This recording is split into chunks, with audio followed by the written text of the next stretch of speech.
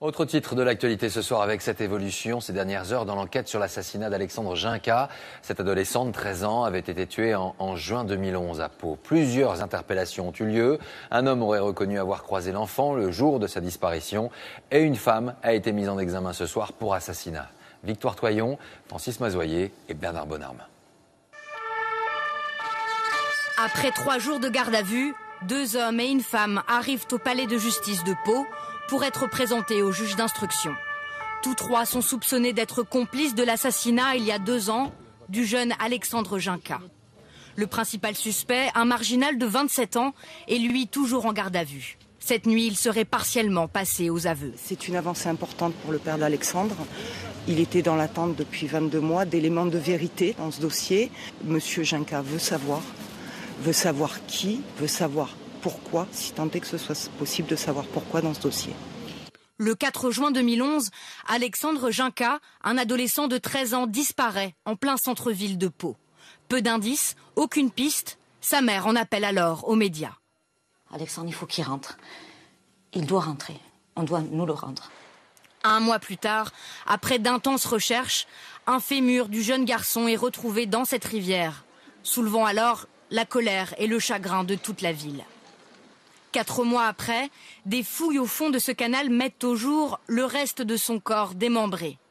Devant les enquêteurs, le principal suspect, déjà condamné pour violence sur un SDF, donne des explications confuses.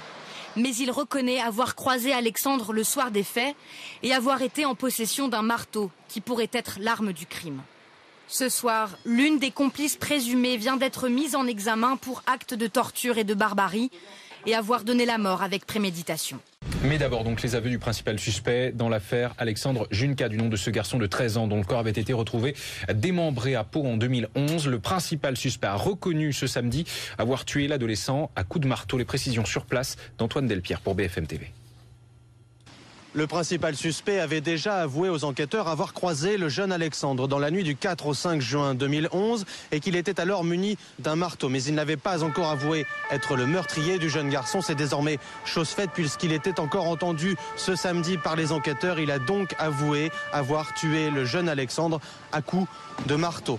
Mais ce marginal de 27 ans n'aurait pas agi seul puisque ici au tribunal de Pau, 3 autres suspects ont été mis en examen pour assassinat sur mineur de moins de 15 ans avec des circonstances aggravantes et pas n'importe lesquelles puisqu'il s'agit d'actes de torture et de barbarie mais aussi d'enlèvement et de séquestration en bande organisée. Alors vous vous en doutez, pour les parents c'est évidemment une étape de plus vers la vérité mais c'est aussi une étape très douloureuse.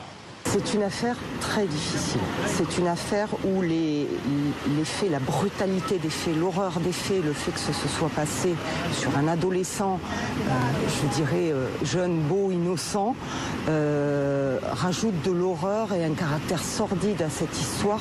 C'est donc au tour de ce principal suspect qui vient d'avouer d'être entendu ce dimanche par le juge des libertés ici à Pau. Dans la foulée, le procureur de la République tiendra une conférence de presse suivie d'une autre, celle des parents d'Alexandre.